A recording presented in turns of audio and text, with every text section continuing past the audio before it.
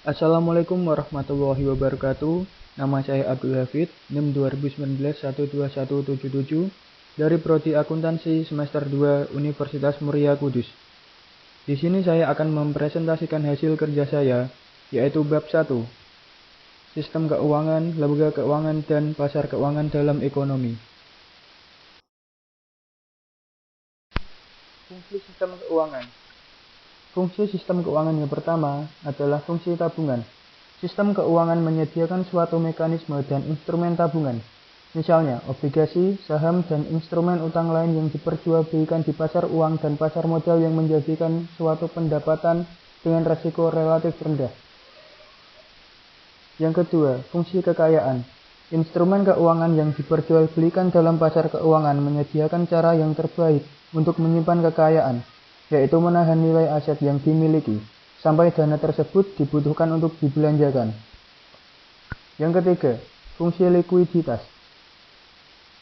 Kekayaan yang disimpan dalam bentuk instrumen keuangan dapat dikonversi menjadi kas atau uang tunai di pasar keuangan dengan resiko kecil. Yang keempat, fungsi kredit. Di samping menyediakan likuiditas dan memfasilitasi arus tabungan, pasar keuangan menyediakan kredit untuk membiayai kebutuhan konsumsi dan investasi. Yang kelima, fungsi pembayaran. Sistem keuangan juga menyediakan mekanisme pembayaran atas transaksi barang dan jasa, instrumen yang dapat digunakan sebagai alat untuk melakukan pembayaran, antara lain cek, giro, kartu kredit, dan kartu debit. Yang keenam, fungsi risiko. Sistem keuangan dewasa ini secara luas menawarkan proteksi terhadap jiwa, kesehatan, harta, dan risiko penghasilan atau kerugian kepada semua unit usaha dan konsumen, termasuk pemerintah. Dan yang ketujuh, fungsi kebijakan. Pasar keuangan pada dekade terakhir ini telah menjadi suatu alat utama bagi otoritas untuk melakukan kebijakan guna menstabilkan ekonomi dan mempengaruhi inflasi. Pengertian lembaga keuangan. Lembaga keuangan adalah badan usaha yang kekayaannya terutama berbentuk aset keuangan atau tagihan dibandingkan dengan aset non-keuangan. Lembaga keuangan terutama memberikan kredit dan menanamkan dananya ke dalam surat-surat berharga. Lembaga keuangan merupakan bagian dari sistem keuangan dalam ekonomi modern, yang melayani masyarakat pemakai jasa-jasa keuangan. Klasifikasi lembaga keuangan. Lembaga keuangan dapat diklasifikasikan dalam beberapa kelompok. Pengelompokan yang paling umum dan mudah dimengerti adalah dengan mengelompokkan lembaga keuangan berdasarkan kegiatannya, menghimpun dana dari masyarakat secara langsung. Lembaga keuangan depositori. Lembaga keuangan depositori menjalankan kegiatan penghimpunan dana secara langsung dari masyarakat dalam bentuk simpanan atau deposit, tabungan atau simpanan berjangka, menerbitkan sertifikat deposito, dan memberikan jasa-jasa dalam lalu lintas pelayanan atau transfer. Yang dikelompokkan ke dalam lembaga depositori adalah bank umum dan bank perkreditan rakyat, karena hanya bank-bank inilah yang dapat menjalankan fungsi-fungsi tersebut.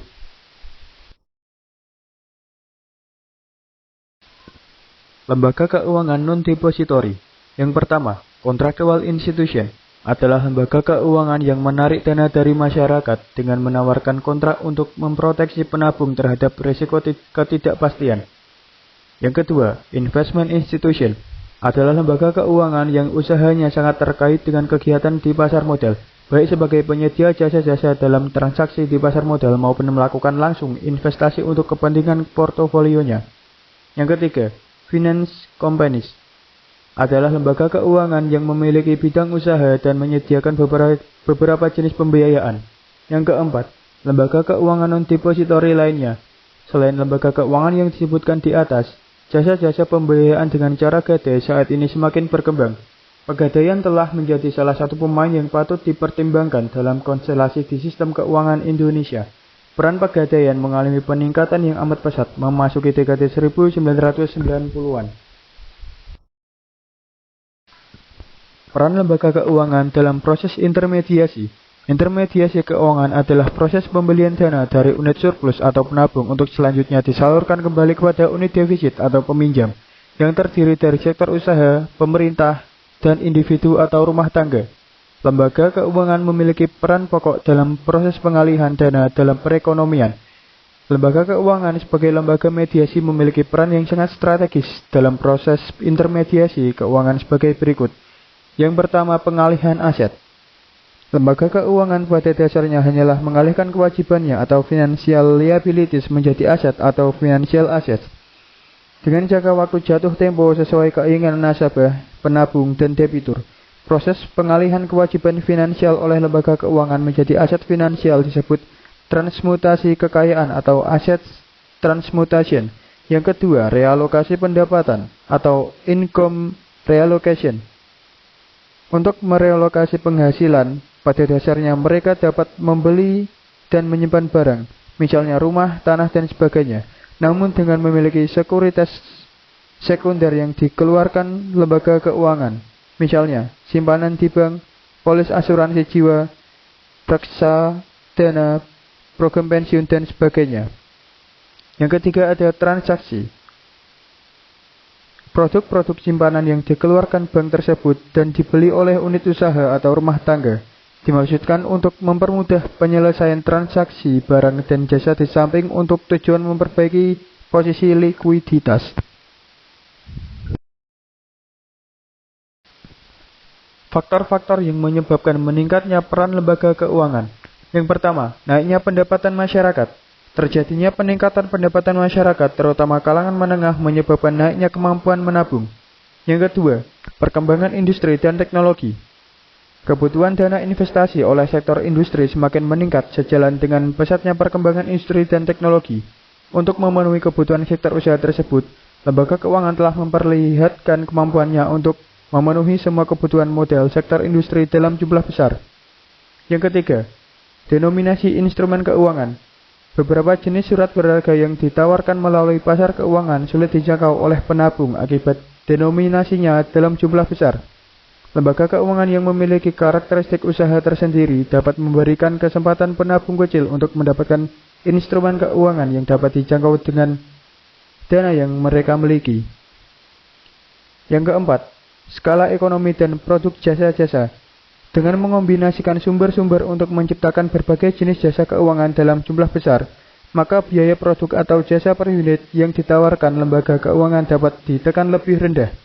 Kelebihan inilah yang memberikan lembaga keuangan keunggulan bersaing. Yang kelima, ada jasa-jasa likuiditas.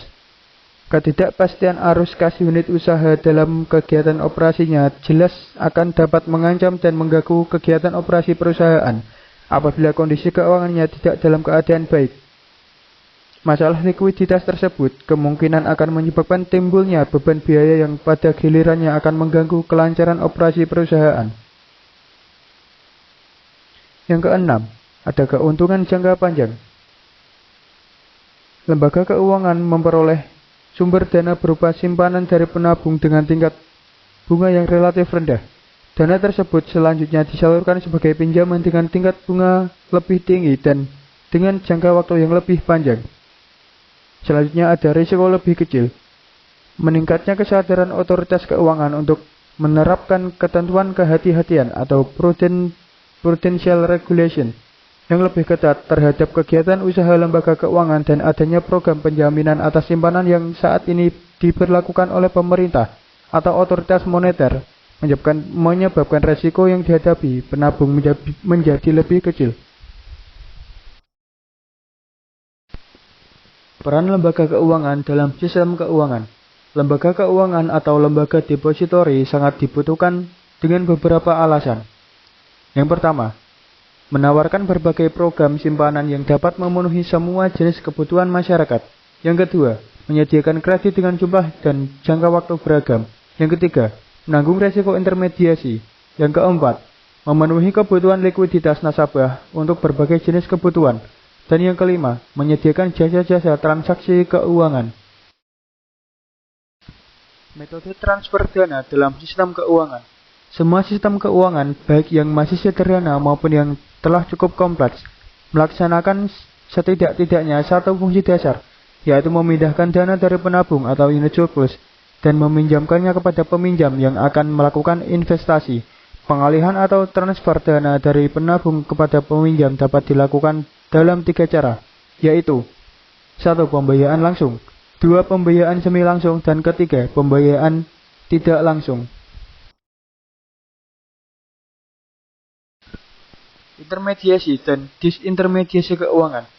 Intermediasi dalam konteks adalah lawan dari disintermediasi, adalah pelaksanaan fungsi lembaga keuangan sebagai lembaga intermediasi melalui cara penarikan dana dari penabung kemudian menerus minjamkannya kepada peminjam. Sedangkan disintermediasi dapat diartikan sebagai penarikan dana dari lembaga intermediasi oleh lembaga penabung, kemudian meminjamkannya langsung kepada peminjam. Penabung atau unit surplus yang memanfaatkan jasa lembaga depositori memiliki beberapa pertimbangan sebagai berikut.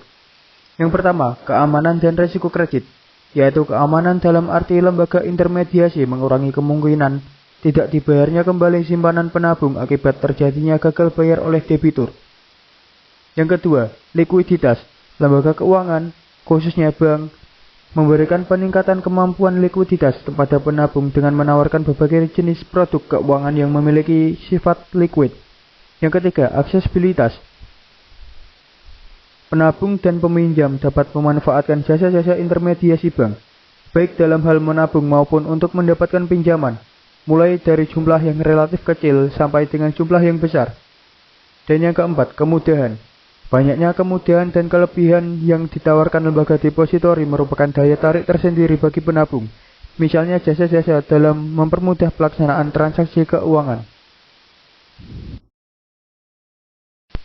Jenis-jenis intermediasi keuangan. Intermediasi keuangan terjadi karena kenyataannya dalam metode transfer dana tidak semua dana dari unit surplus atau penabung dapat langsung disalurkan kepada unit defisit atau peminjam akibat adanya berbagai perbedaan kepentingan. Jenis intermediasi keuangan adalah sebagai berikut. Yang pertama, intermediasi denominasi. Intermediasi ini terjadi apabila lembaga intermediasi menerima tabungan dalam jumlah kecil, kemudian memberikan kredit dalam jumlah yang jauh lebih besar. Yang kedua, intermediasi resiko. Resiko tidak dibayarnya kembali kredit oleh debitur atau defaultris merupakan resiko lembaga keuangan sendiri, bukan resiko pemilik dana atau penabung. Yang ketiga, intermediasi jatuh tempo. Intermediasi ini dilakukan lembaga keuangan dengan menerima simpanan dari penabung yang umumnya berjangka pendek, kemudian memberikan pinjaman dalam waktu yang lebih panjang. Yang keempat, intermediasi informasi.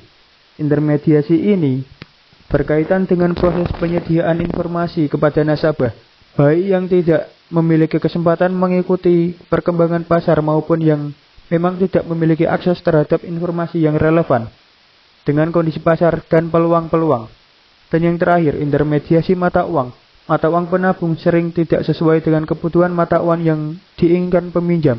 Oleh karena itu, lembaga keuangan yang menerima tabungan dalam berbagai mata uang dapat memenuhi kebutuhan mata uang yang diinginkan peminjam.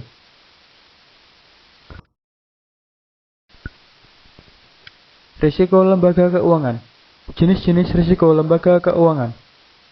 Yang pertama, risiko kredit. Risiko ini terjadi apabila jumlah arus kas yang seharusnya masuk, yang berasal dari kredit yang diberikan dan atau surat-surat berharga yang dimiliki, misalnya obligasi, tidak dibayar secara penuh. Yang kedua, risiko likuiditas. Risiko likuiditas terjadi apabila lembaga keuangan tidak memiliki dana untuk memenuhi semua penarikan oleh deposan, pemegang polis atau pemegang unit penyertaan reksadana terbuka. Yang ketiga, interest rate risk atau risiko tingkat bunga. Risiko tingkat bunga terjadi apabila jatuh tempo aset lembaga keuangan mengalami mismatch dengan kewajibannya dalam kurung liabilities. Selanjutnya, ada risiko pasar. Risiko pasar secara potensial dapat terjadi apabila lembaga keuangan secara aktif memperdagangkan berbagai instrumen, termasuk derivatif, dibanding kalau hanya menahannya untuk investasi jangka panjang. Selanjutnya, off-balance sheet risk.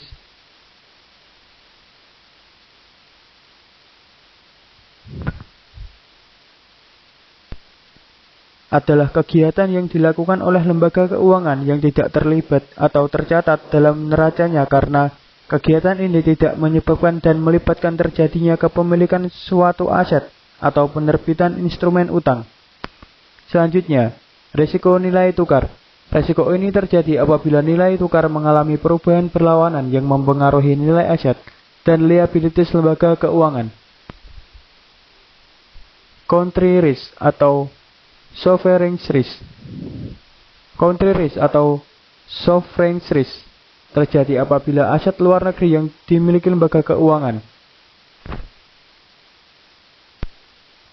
misalnya obligasi yang diterbitkan suatu koperasi di luar negeri. Selanjutnya ada operational risk atau risiko operasi. Risiko ini dapat berasal dari adanya kegagalan atau kerusakan atau gangguan terhadap teknologi atau dukungan sistem dalam kegiatan operasional lembaga keuangan. Dan yang terakhir, insolvency risk. Risiko ini secara teknis terjadi ketika modal lembaga keuangan tidak mencukupi untuk menutupi semua kerugiannya. Sekian presentasi dari saya. Jika ada kesalahan kata maupun ejaan, saya mohon maaf yang sebesar-besarnya. Wabillahi taufiq wal hidayah. Wassalamualaikum warahmatullahi wabarakatuh.